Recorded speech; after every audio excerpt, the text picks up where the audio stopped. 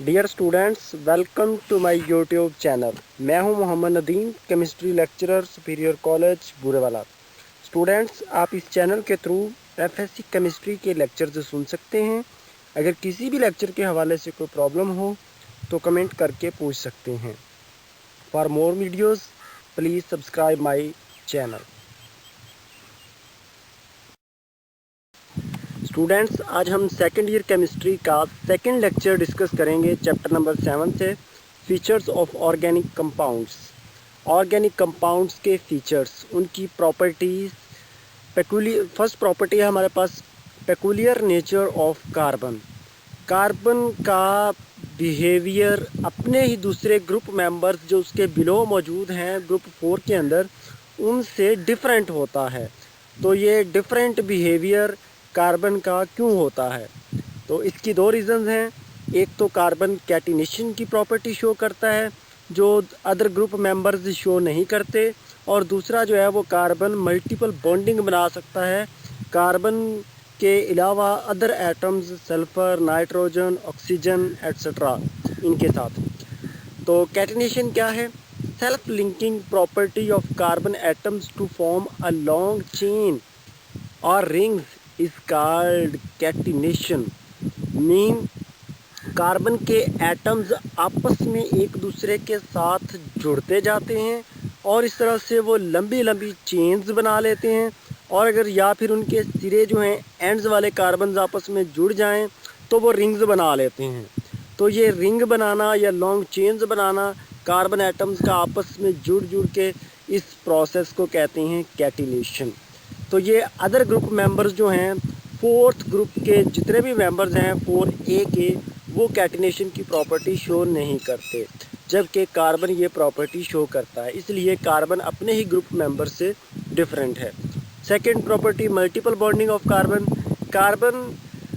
Carbon के साथ तो बॉन्डिंग बनाता ही है, लॉन्ग चेन्स के जब बनाता है, तो इसके साथ साथ ये ऑक्सीजन के साथ भी मल्टीपल बॉन्ड्स बना लेता है, सल्फ़र के साथ भी बनाता है, और नाइट्रोजन, इसी तरह से कई और हेटेरो एटम्स हैं जिनके साथ ये बना लेता है।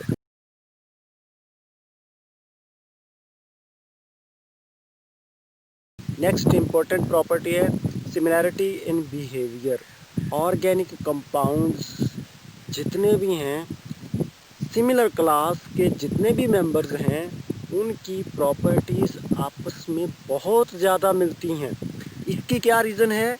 इसकी reason presence of homologous series है।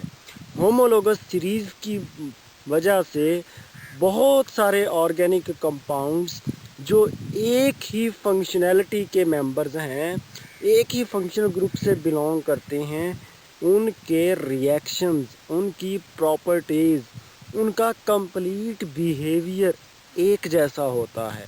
तो what is homologous series? The group of organic compounds which have same functional group but each successive member differ by CH2 unit.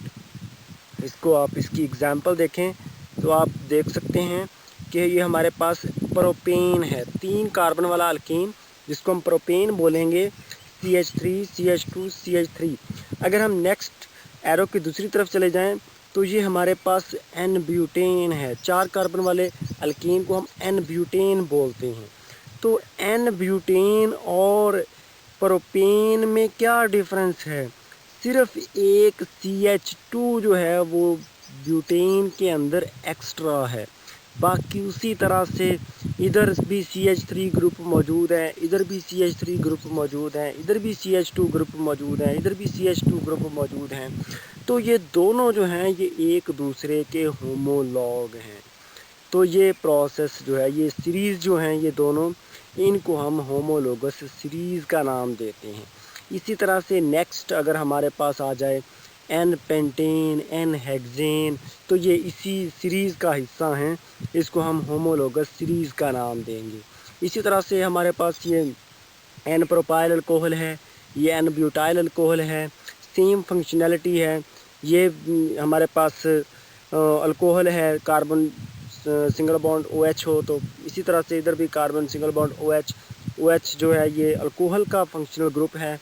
तो यहाँ पे जो हमारे पास प्रोपाइल अल्कोहल है और ये ब्यूटाइल अल्कोहल है, इनमें डिफरेंस सिर्फ ये है कि ब्यूटाइल अल्कोहल में हमारे पास एक CH2 एक्स्ट्रा है, बाकी इसके अंदर जो फंक्शनल ग्रुप है एन प्रोपाइल अल्कोहल में और जो एन ब्यूटाइल अल्कोहल में है वो सेम है, इनका रिएक्टिविटी पैटर्न सेम होगा, just some physical properties differ करेंगी, अदरवाइज़ केमिकल प्रॉपर्टीज़ इनकी एक जैसी होंगी।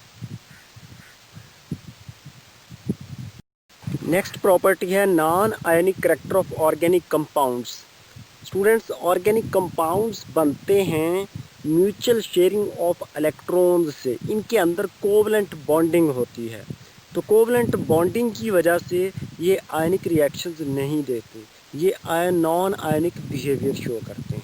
नेक्स्ट हमारे पास है कॉम्प्लेक्सिटी ऑफ ऑर्गेनिक कंपाउंड्स।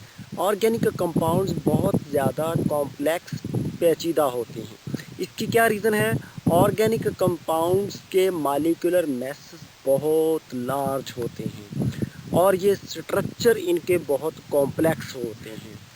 इनके अंदर बहुत सारे मोनोमर्स मिल के मैक्रोमोलिक्यूल्स बनाते हैं। तो इस वजह से इनके जो इनको स्टडी करना जो है वो इतना आसान नहीं है, क्योंकि इनके स्ट्रक्चर्स बहुत कॉम्प्लेक्स होते हैं। एग्जांपल्स इसकी, फॉर एग्जांपल हम स्टार्च को देख लें, C6H10O5 इसके मोनोमर सिंगल यूनिट का फार्मूला है और ये n टाइम जब ये फार्मूले मिलते हैं तो फिर जाके स्टार्च बनता है और इसमें n किसके बराबर होता है?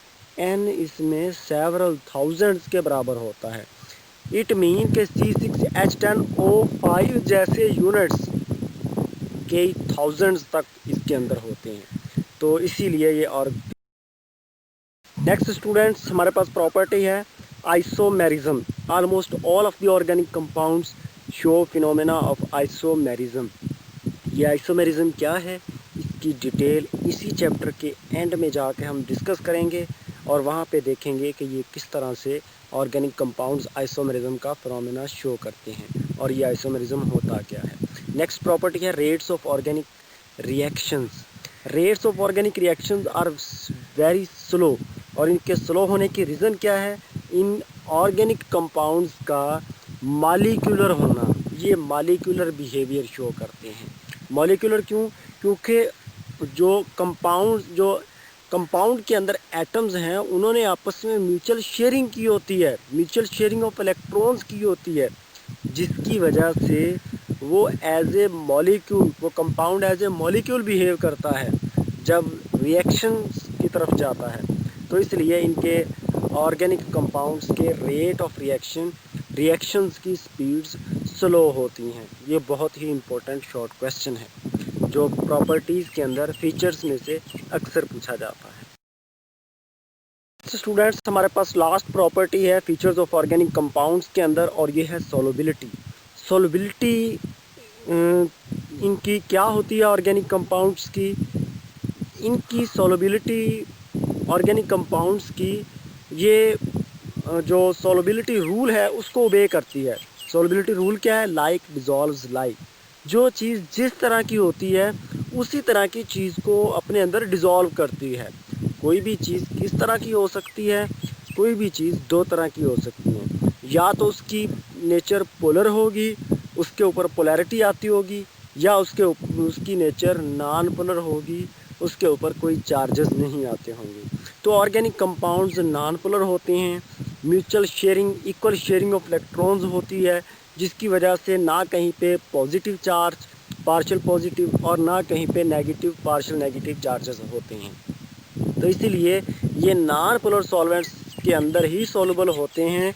नॉन पोलर सॉल्वेंट्स में हमारे पास बेंजीन आ जाता है, पेट्रोलियम आ जाता है, ईथर आ जाता है, और ये वाटर हमारे पास which is also a universal solvent, वो पोलर है वाटर, जिसकी वजह से ये ऑर्गेनिक कंपाउंड्स वाटर में सॉल्युबल नहीं होते, क्योंकि ये नॉन पोलर हैं ऑर्गेनिक कंपाउंड्स और वाटर पोलर है। तो ये पोलर और नॉन पोलर की आपस में अफिनिटी नहीं बनती, इसलिए ये एक दूसरे के अंदर सॉल्युबल नहीं होते। नेक्स्ट स्टूडेंट्स, इसी लेक्चर के हवाले से जो आज हमने देखा सुना, इसमें से क्वेश्चंस हैं, इंपॉर्टेंट क्वेश्चंस, इनके आंसर्स आपने लिखने हैं और फिर वो मुझे फॉरवर्ड कर देने हैं। Why carbon shows peculiar behaviour, इसके हमने 2 रीजंस देखी, ड्यू टू कैटिनेशन और multiple bonding. Define term catenation, catenation को डिफाइन करें। Why rates of organic reactions are slow, ये हम पीछे डिस्कस कर चुके हैं। ड्यू टू मॉलिकुलर नेचर और rates of organic reactions are slow. What is homologous series, ये होमोलोगस सीरीज़ क्या होती है, तो इसको भी हमने कंपाउंड्स के अंदर जो है वो सिमिलैरिटी एंड बिहेवियर वाली प्रॉपर्टी के अंदर इसको भी हमने पढ़ा है। तो इसके आंसर्स आपने लिखने हैं और मुझे फॉरवर्ड करना। Thank you students. अगर आपको ये लेक्चर अच्छा लगा तो आप ये मेरा यूट्यूब चैनल जो है ये सब्सक्राइब